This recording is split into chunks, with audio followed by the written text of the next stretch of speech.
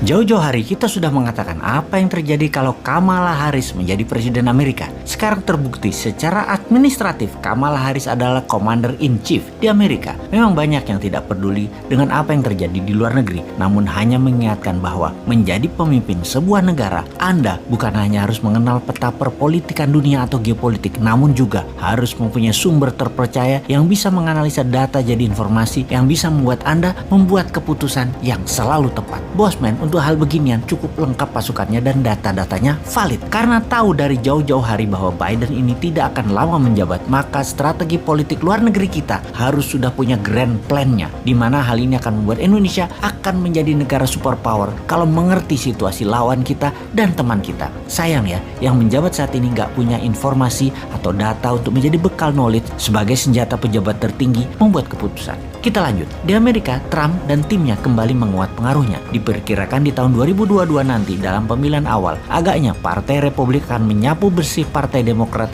di Senat dan di Kongres. Trump saat ini adalah pengendali Partai Republik di Amerika. Kemungkinan besar kebijakan Amerika di tahun 2022 adalah mulai serang Tiongkok secara lebih frontal. Hot war akan mungkin terjadi, walau dunia lebih senang dengan Cold War, perang spionase, perang intelijen, perang dagang, perang cuaca, namun agaknya hot war bisa terjadi dan ground floor-nya atau battlefield-nya adalah Taiwan. Kita semua mengetahui setelah Tiongkok meluncurkan virus kemudian muncul vaksin dan kemudian PCR, di Indonesia doang sih PCR, kalau di negara lain PCR itu buat yang sakit. Di sini di Indonesia PCR tuh buat semuanya, yang sakit terutama yang sehat. Semua itu lebih kita kenal dengan istilah pandemi. Ini semua adalah masalah demand dan supply. Dalam bisnis, kemampuan create demand adalah kunci sukses. Untuk pandemi kali ini kita tidak usah jelaskan mana yang supply, mana yang demand. Anda pasti sudah pinter. Kemudian masalah climate change. Ini hanya akal-akalan istilah. Lebih tepat kata-katanya bukan climate change, tapi climate warfare atau perang cuaca. Perang cuaca juga merupakan rencana bisnis, yaitu create demand dan menyediakan supply. Kita semua tahu cuaca ekstrim tercipta akan mengakibatkan kekurangan pangan di seluruh dunia. Kita menengok sedikit. Artificial food berbasis plant atau tanaman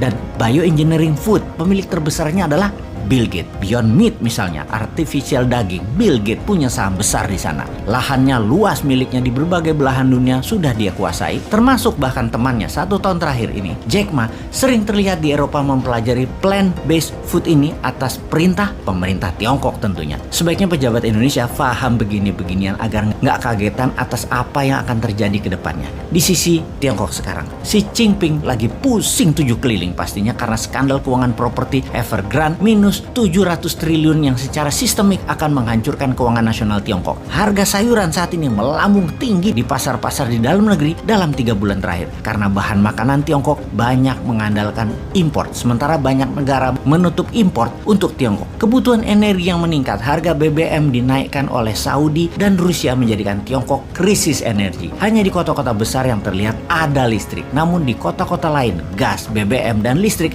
bermasalah besar di Tiongkok. Aktifnya mesin-mesin produksi ternyata membuat cuaca ekstrim terjadi di Tiongkok yang menyebabkan polusi berat hampir di semua wilayah pantai timur Tiongkok. Efek gejala memburuknya keadaan dalam negeri tersebut terjadilah panik buying di masyarakat saat ini. Rencana Xi Jinping untuk tidak kehilangan muka di dalam negeri, yaitu Tiongkok berjanji akan melakukan aneksasi atau penggabungan Taiwan, agaknya akan menjadi isapan jempol. Tiongkok tidak akan punya kekuatan logistik diperkirakan untuk menyerang Taiwan. Makanya kalau Newman jadi Commander in Chief di Indonesia, maka seluruh produk yang menuju Tiongkok alias barang ekspor ke Tiongkok seperti batu bara, nikel dan bahan baku lainnya ditahan, jangan dikirim. Maka Tiongkok pasti panik, akan bertekuk lutut itu Tiongkok di depan Newman. Lalu seperti Putin dengan Trump, dijadikan Trump presiden Amerika di 2024 dan Indonesia harus bermain. Jadikan Trump di tahun 2024 presiden Amerika, namun pastikan hutang IMF Indonesia dinolkan, lunas. Tirulah cara Putin tersebut. Lalu apa yang kita lakukan? Cyber army para buzzer akan dipakai untuk memainkan ke negara adik kuasa tersebut, yaitu untuk memenangkan Trump. Sesekali kita pakai cara Rusia gitu loh, hajar Tiongkok gabung Amerika, namun Turki dia serang Amerika. Tekan Eropa dengan mematikan gas, hajar sekutunya Amerika. Naikkan harga minyak, tekan Tiongkok. Itu baru namanya negara berdaulat dan pemimpinnya berani juga bervisi.